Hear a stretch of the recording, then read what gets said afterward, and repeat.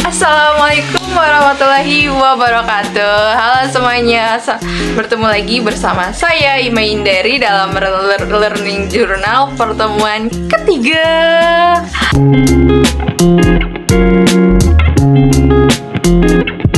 Pertemuan ketiga pada tanggal 16 Maret 2024, mata kuliah penulisan berita dan artikel, yang dimana ini pembahasan kemarin itu sedikit agak berbeda ya, yang biasanya minggu-minggu kemarin itu dibahas oleh dosennya langsung, yaitu Pak Adi.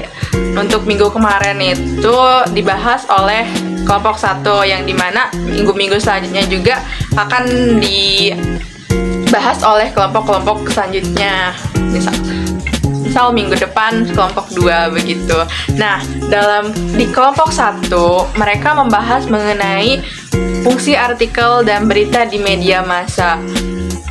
Sebelumnya juga ya, pas pertemuan kemarin saya sedikit telat karena emang ada sedikit hambatan, karena saya ada urusan organisasi, ditambah saat ingin saya ada organisasinya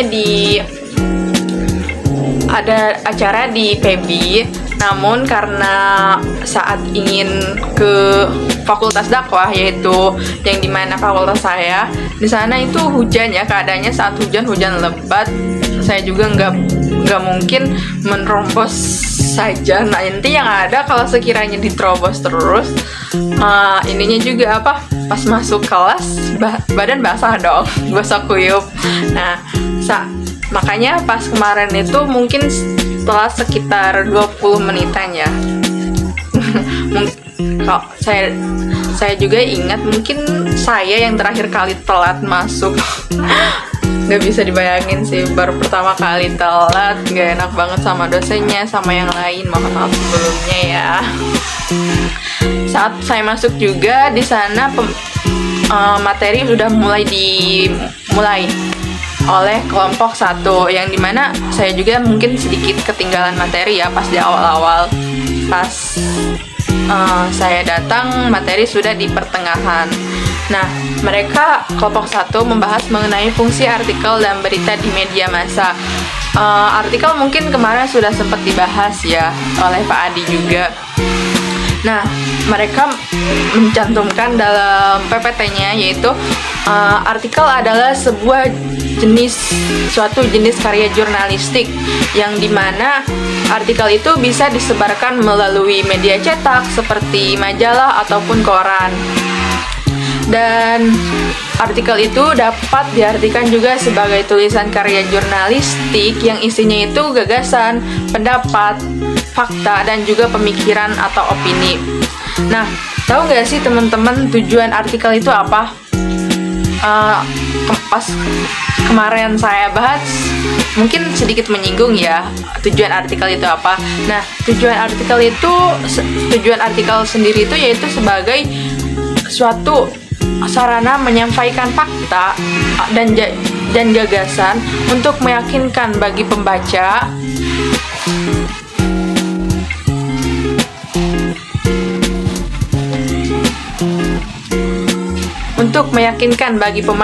pembaca, memberikan pengetahuan atau mendidik, maupun sebagai sarana hiburan pembacanya.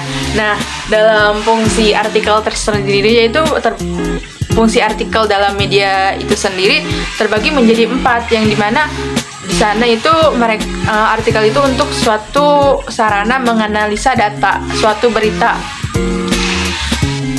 Mungkin teman-teman juga sudah tahu ya artikel itu seperti apa, yang dimana artikel itu seperti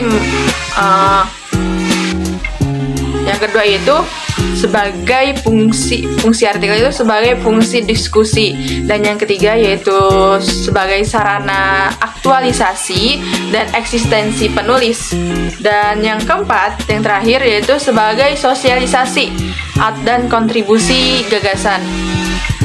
Nah, mereka juga memberikan suatu menyampaikan bahwa dari fungsi artikel dan berita di media massa.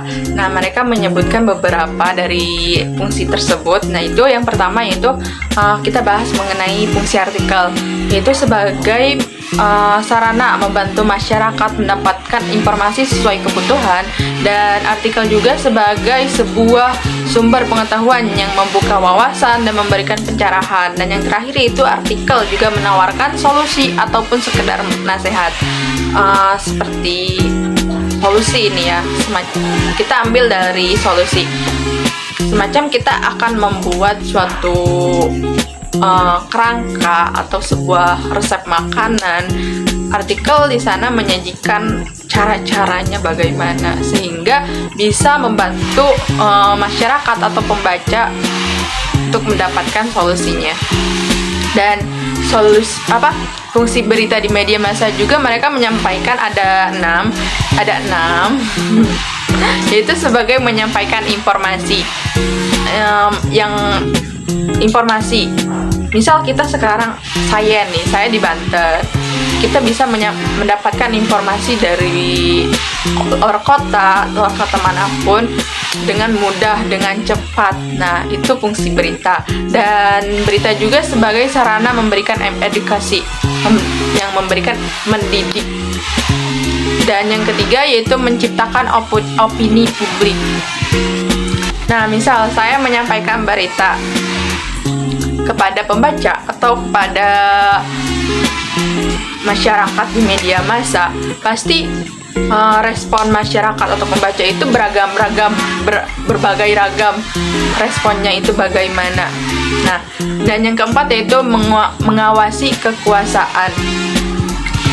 Semacam kayak kemarin lagi trending topiknya itu mengenai quick-count pemilu 2024.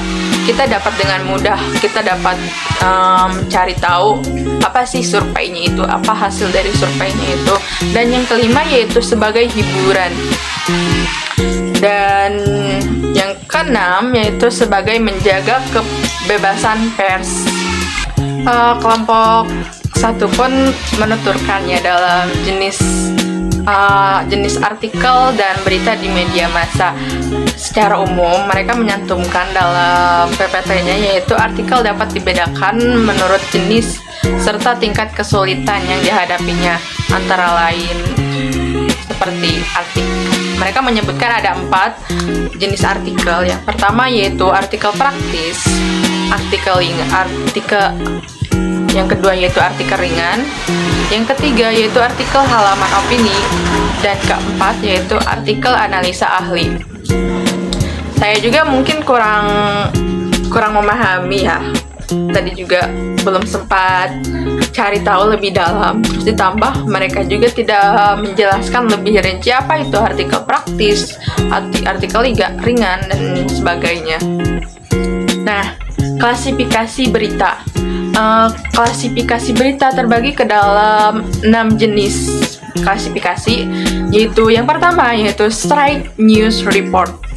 Straight news itu seperti berita yang lebih serius, lebih khusus gitu. Nah, yang kedua yaitu depth news report, yang ketiga yaitu comprehensive news report, yang keempat yaitu interpretative report, yang kelima yaitu feature story. Ya, mungkin teman-teman juga sudah tidak asing ya apa itu feature. Feature yaitu sebuah karangan atau cerita yang dimuat dalam dalam tulisannya itu sebagai kayak lebih menghayati banget gitu. Dan yang terakhir yaitu investigative reporting. Ciri artikel dan berita di media massa. Mereka juga menambahkannya menjelaskan dalam ciri artikel pada media massa, yang dimana itu terdiri dari 9 ciri. Nah, yang pertama yaitu lugas. Lugas yaitu tidak berbelit-belit, to the point. Dan logis, masuk akal. Yang kedua yaitu logis, masuk akal, tuntas. Dan yang ketiga yaitu tuntas, selesai. Mungkin kemarin juga sudah sempat dibahas ya dalam pertemuan kemarin yang dijelaskan oleh Pak Adi. Saya juga udah kemarin menyebutkan.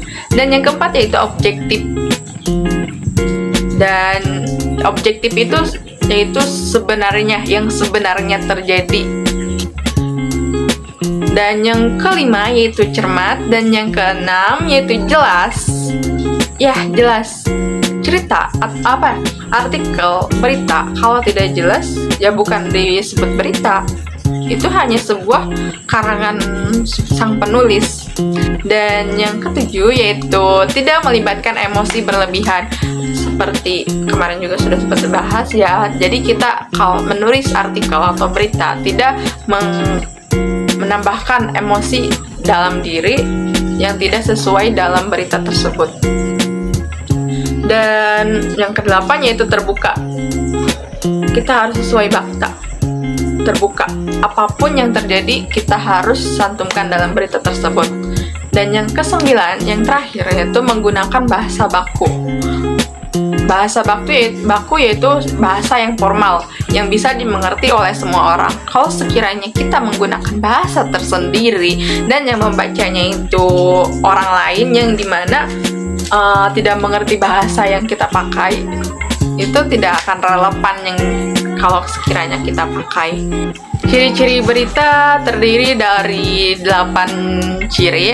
Yang pertama yaitu faktual. Faktual yaitu sedang hangat, yang terbaru, dan yang aktual, benar-benar terjadi. Dan yang ketiga yaitu unik dan menarik. Unik dan menarik, yang bisa menarik perhatian pembaca atau masyarakat sehingga ingin mengetahui lebih dalam pasti berita tersebut. Dan yang keempat yaitu berpengaruh bagi masyarakat luas. Mungkin kita juga ya, saya sendiri mungkin ya, kalau sekiranya berita itu tidak sesuai dengan yang saya inginkan atau yang saya mau, yang tidak ada pengaruh dalam diri saya, mungkin saya juga malas ya untuk membacanya, apalagi membukanya gitu. Itu sudah tidak menarik. Dan yang kelima yaitu terdapat waktu dan kronologis kejadian. Nah, di sini juga mungkin ini bisa disebutkan dalam semacam syarat kepenulisan berita, yang dimana itu 5W plus 1H. 5W yaitu terdiri dari W, yang dimana itu ada waktu, kapan, when. Dan kronologis kejadian itu bisa disangkut pautkan dalam how atau why gitu, mengapa atau bagaimana kejadian tersebut. Dan yang keenam yaitu objektif. Objektif yaitu yang sebenarnya, yang sebenar-benarnya terjadi. Dan yang ketujuh yaitu bahasa baku, sederhana, dan komunikatif, yang saya sebutkan sebelumnya ya, mungkin udah lagi. Dan yang kedelapan yaitu ejaan atau EYD, yang sesuai dengan kepenulisan. Kalau sekiranya kita menggunakan bahasa yang alay mungkin ya, yang dimana mungkin sebagian orang tidak mengerti ya, kalau sekiranya kita menggunakan bahasa yang ejaannya itu tidak sesuai dengan kepenulisan. Nah, mungkin sudah sampai situ aja ya. Kesimpulannya yaitu artikel adalah berita di media massa. Mungkin itu bukan mereka menyampaikan kesimpulannya itu dari isi materinya itu. Nah, Pak Adi setelah selesai pembacaan materi dari kelompok 1, dilanjutkan oleh sesi tanya jawab, yang dimana ada 3 penanya dari Ozan, Lydia, dan siapa ya satu lagi? Dapa kalau nggak salah. Nah, mereka setelah itu dijawab oleh mereka dari Rio gitu. Rio menanya mengenai artikel praktis, artikel ringan begitu, yang dimana oleh saudara Ozan itu tidak dijelaskan lebih rinci. Nah, Pak Adi juga ya, dari makalahnya itu terdapat ada beberapa kesalahan yang dimana harus oleh kelompok 1 itu diperbaiki atau direvisi. Pak Adi juga menjelaskan bagaimana cara kepenulisan makalah yang sesuai dengan Pak Adi mau gitu ya di semester ini. Pak Adi menjelaskan sehingga menjadi pandangan gitu untuk kelompok-kelompok selanjutnya ya. Semoga tidak ada kesalahan yang dilakukan oleh kelompok 1. Pak Adi dari kelompok 1 yaitu ada kesalahan dari judul makalah. Mereka judul makalah itu menuturkan di covernya itu menulis temanya itu bukan judul. Jadi judul itu diambil dari isi materi. Isi materinya itu apa, sehingga kita tulis apa sih judul yang akan kita bahas materi tersebut di makalah tersebut. Nah, tujuan masalah dan rumusan masalah juga yang harus diperbaiki. Rumusan masalahnya itu apa? Kita identifikasi dulu apa sih yang akan kita pecahkan di makalah ini begitu. Dan yang tujuan makalah itu, tujuan penelitian, apa sih tujuannya itu?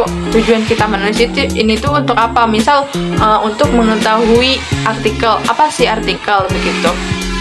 Mungkin sedikit ya, mungkin cukup segitu yang dibahas di minggu ketiga. Nanti kita akan lanjut lagi di pertemuan selanjutnya ya. Kita jangan lupa tonton lagi di learning journal keempat yang mungkin sudah memasuki bulan Ramadan gak sih? Ya. Pak Adi juga ya menuturkan mungkin menunggu keputusan dari rektor juga hari Rabu itu masuk apa enggak, tapi kayaknya masuk deh. Soalnya kan keputusannya itu kalau nggak salah rektor dari surat edarannya itu libur sampai hari Selasa aja. Ya mungkin semoga kita diberi kesehatan sehingga sih bisa bertemu di minggu keempat.